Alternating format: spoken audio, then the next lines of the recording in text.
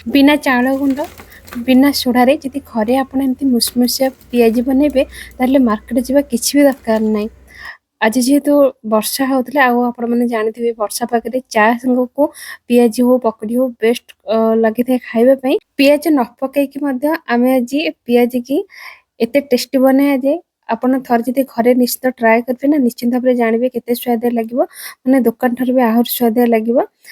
ପ୍ରଥମେ ବୁଟକୁ କଣ କରିଥିଲି ନା 6-7 ଘଣ୍ଟା ଭଲସେ ପାଣିରେ ବତୁରେଇ ଦେଇଥିଲି। ବୁଟଟା ନର୍ମାଲ ଯେତେ ବଢ଼ିଆ ସେ ବତୁରିବ ନା ଆପଣଙ୍କର ଯୋଉ ଗ୍ରାଇଣ୍ଡିଙ୍ଗଟା ସେତେ ଭଲ ହବ। ଆଉ ବୁଟ ଯେତେବେଳେ ଆପଣ ଗ୍ରାଇଣ୍ଡିଙ୍ଗ କରୁଛନ୍ତି ପାଣି ଜମା ବି ଦେବେନି। ତାପରେ ନର୍ମାଲି ଗ୍ରାଇଣ୍ଡିଙ୍ଗ କଲାବେଳେ ତାକୁ ଟିକେ ତଳ ଉପରେ ହାତରେ ହଉ କିମ୍ବା ଚାମଚରେ ହଉ କରିନେବେ। କାହିଁକି ନା କଣ ହୁଏ ନା ବୁଟଟା ଯେହେତୁ ପାଣି ଦିଆ ହୁଏନି ତେଣୁକରି ଟିକେ ତଳଟା ବାଟି ହେଇଯାଏ ଉପରଟା ଟିକେ ରହିଯାଏ। ଆଉ ନର୍ମାଲ ଯେତେବେଳେ ଆପଣ ପିଆଜି ପାଇଁ ବୁଟ ବାଟୁଛନ୍ତି ନା ତାକୁ ଦରଦରା କରି ବାଟିବେ। ଦରଦରା ଖଣ୍ଡ ଥିବ।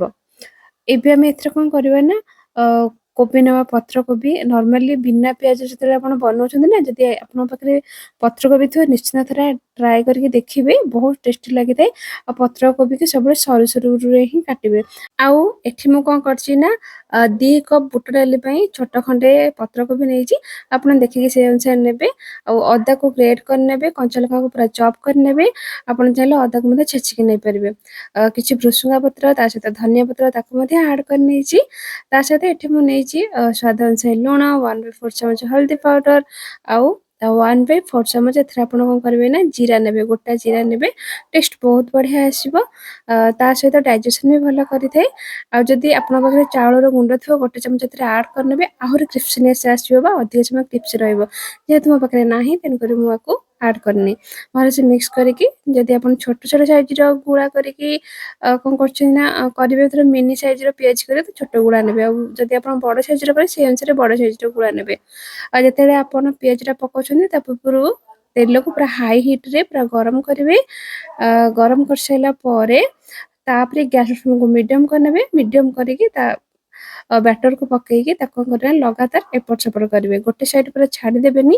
ଗୋଟେ ସାଇଡ୍ ଯଦି ଛାଡ଼ିଦେବେ ନା ତାତିଯିବ ଆଉ ଆରପଟ ସାଇଡ୍ କଞ୍ଚା ରହିଯିବ। ତାକୁ ଯଦି ଆପଣ ଲଗାତାର ଏପଟ ସେପଟ କରିକି ତାକୁ ଆପଣ ଫ୍ରାଏ କରିବେ ତାହେଲେ ସମାନ ଭାବରେ ଆପଣଙ୍କର ପିଆଜିଟା ଫ୍ରାଏ ହେବ। ତା ସହିତ ପୋଡ଼ିବନି ଆଉ ଭିତରେ ମଧ୍ୟ କଞ୍ଚା ରହିବନି। ଆଉ ସବୁବେଳେ ମନେ ରଖିବେ ପୁରା ହାଇ ହିଟ୍‌ରେ ଜମା ବି ତାକୁ ଆପଣ ଛାଣିବେନି। ଲୋ ମିଡିୟମ ଫ୍ଲେମ୍‌ରେ ତାକୁ ଆପଣ ଛାଣିବେ। ଯୋଉଥିରେ କି ସମାନ ଭାବରେ ପିଆଜିଟା ଆପଣଙ୍କର କ୍ରିସ୍ପିନେସ୍ ଆସିବ ତା ସହିତ ମାନେ ଫ୍ରାଏ ମଧ୍ୟ ହବ। ଏବେ ଆକୁ ଆମେ କଣ କରିବା ଗୋଟେ ଜାଗାକୁ କାଢ଼ି ନେବା। ଦେଖନ୍ତୁ ରେଡି ହେଇଗଲା ଆପଣଙ୍କର ପିଆଜି। ଆକୁ ବର୍ଷା ପାଗକୁ ତ ଇଏ ବହୁତ ବଢ଼ିଆ କମ୍ବିନେସନ୍। ଆଉ ଦେଖନ୍ତୁ କେତେ ମୁସମୁସ ସାଉଣ୍ଡ ମଧ୍ୟ ହଉଛି। ତା ସାଙ୍ଗକୁ ଅଦା ପକା ଚାହା ରହୁଛି। ପୁଣି ତାକୁ ଆଉ ଗୋଟେ ନେକ୍ସଟ ୱେରେ ଜୟ ଜଗନ୍ନାଥ।